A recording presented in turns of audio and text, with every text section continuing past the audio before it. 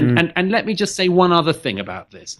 This whole thing of the weirdo sexual obsession, transgender, trans polygender, identify cis. I've got a penis, but I can still win Glamour Woman of the Year award. And who are you? If not only do you have to respect me as a woman, if you say I'm not an entire woman, despite the fact I've got a penis, still you're a bigot. And then you got to find them. You got to find Caitlyn Jenner attractive. If you don't find her attractive, you don't want to sleep with Caitlyn Jenner. You're an even bigger bigot. This is what, and actually, to cite the other person you just said that would trigger you, Sam Harris, Mark Stein said this the other day. This is the conversation we're having when the mullahs will nuke us.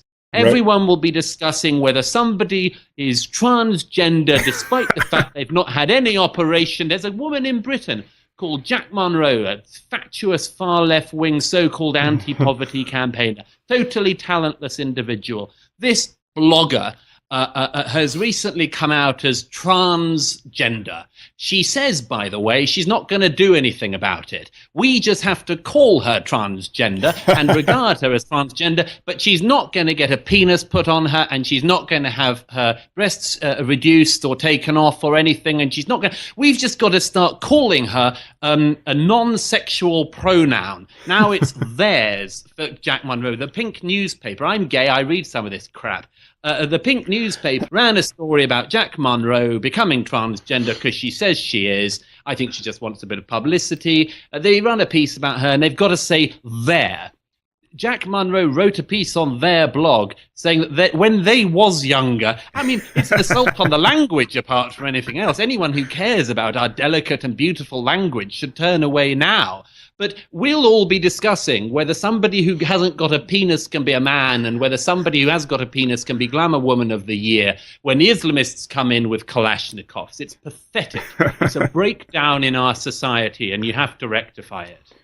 Oh, that is hilarious. Well, for those who may just be introduced to you again for the first time in this podcast, there you have a taste of the kind of ire that Douglas is able to summon in the midst of a debate. And that's a gear, unfortunately, which I don't have and wish I did. I think perhaps that part of my brain was damaged by too much meditation. But it is bad for you. Yeah. It is bad for you.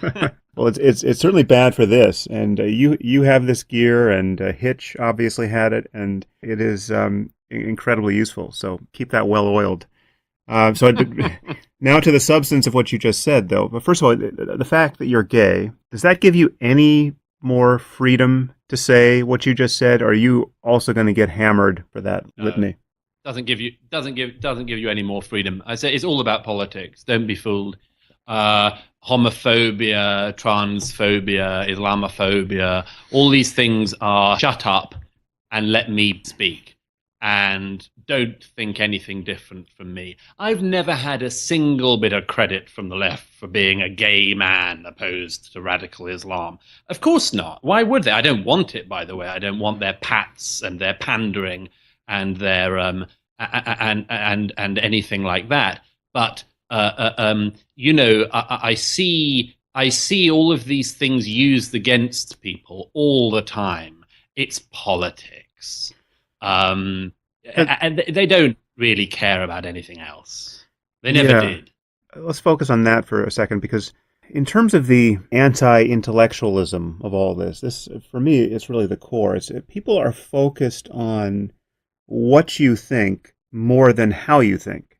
You know, if you do not think what's been prescribed in the canon of your side of the political spectrum, this presents an immediate problem for you. And any train of thinking that seems to test those boundaries, or, God forbid, leads into some area of novel thought or a position that doesn't align with all of the predictable ones on the checklist of left and right, then you are anathematized. And yet what you think is not what is important here. It's always how you think. It is how you reason. It is the fact that you're available to good chains of evidence and argument. And if you're not available to those things, you're simply not in touch with reality in an ongoing way. And you are an unreliable witness to every subsequent event. I mean, all you have is dogmatism. Yeah. If your views are not on the table, to be modified by new evidence and new arguments. If you push a conversation in a direction that is uncomfortable, and again, I find this especially on the left, although it's similar to what happens in a religious context when you begin to challenge the veracity of Scripture or any other dogma. If a reliable chain of reasoning and evidence begins to push up against the boundary of some leftist shibboleth, you just reap a storm of personal attacks and lies, and there are no rules. Sure, but I mean, why would there be? I mean, these people, as I say, they're fighting for everything that they think they believe in. Why would they not play as dirty as they like? I mean, I think the more interesting thing is why people don't do it back. We don't do it back for a very clear reason, which is that we think there should be some decency in this world. But I or you could at any point decide to turn around with as frivolous attacks on our enemies as they do on us.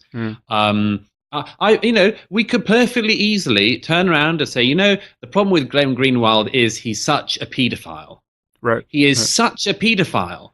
And, the problem with Reza Aslan is he just can't stop shagging kids. We could do that. Yeah. It would be as frivolous and as untrue as their constant smears of their opponents. But we don't do it. Why? Because we have a belief in the truth. Because we don't want to pump out lies simply to further a political agenda. Because we've got a bit of decency in this world. And I think we have to hang on to that. And I'm very glad that by and large, people of our thinking do.